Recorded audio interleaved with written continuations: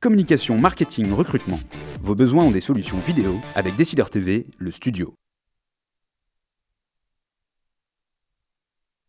Bonjour à tous et bienvenue dans notre duplex bourse du vendredi 7 février 2014.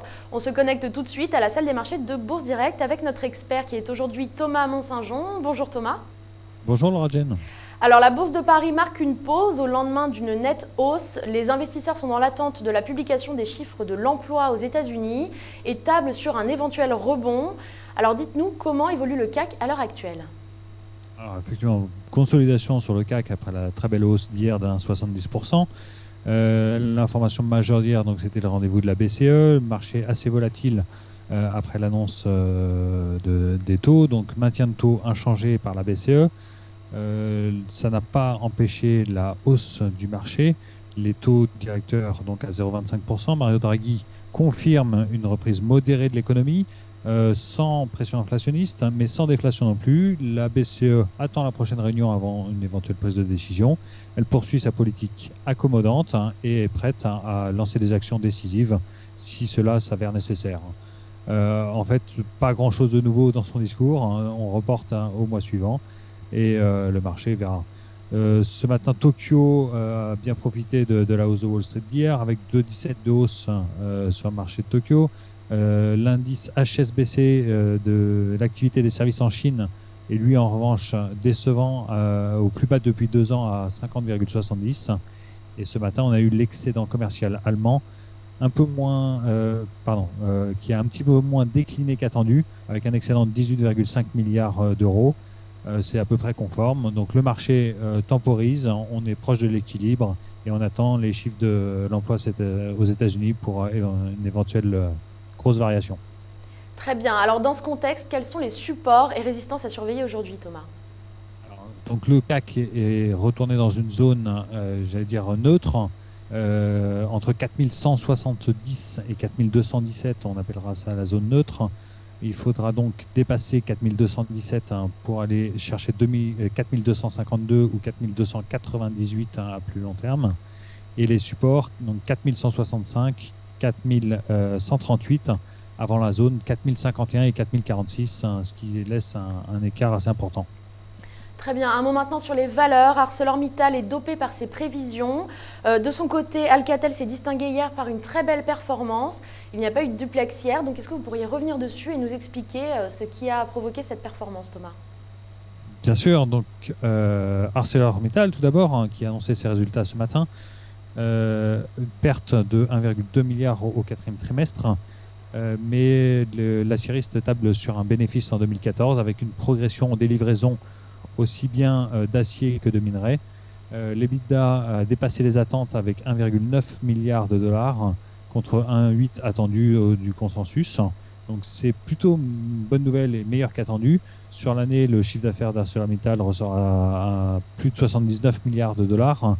Il faut noter que la dette nette recule de près de 5,7 milliards et le programme d'économie tient ses prévisions.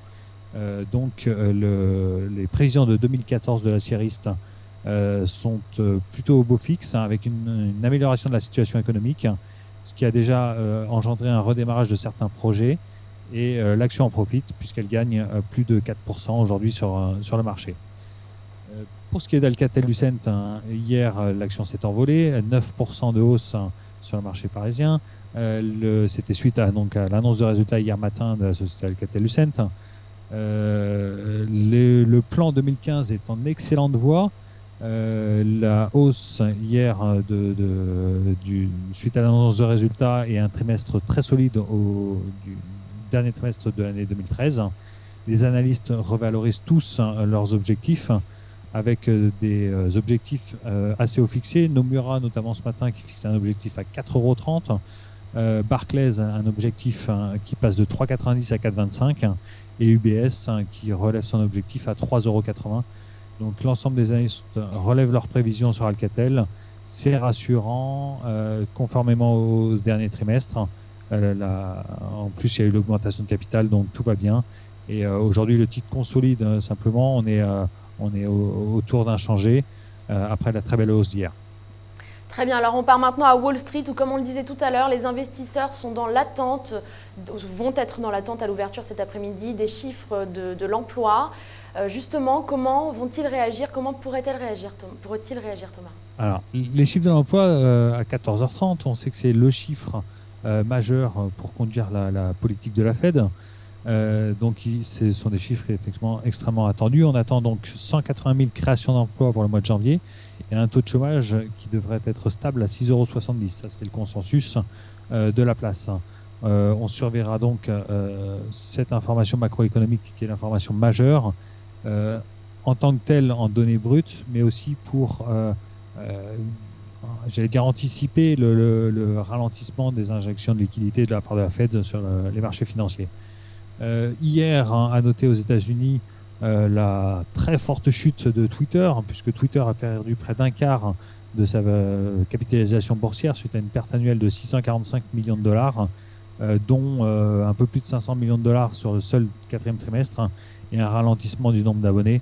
Donc Twitter, forte chute, 24% de baisse sur le marché, c'est la débandade. Et ensuite, les résultats des sociétés US qui sont quand même globalement supérieurs aux attentes. Sur les 330 sociétés du S&P 500 qui ont déjà publié leur chiffre d'affaires du quatrième trimestre, 68,8% sont supérieurs aux attentes.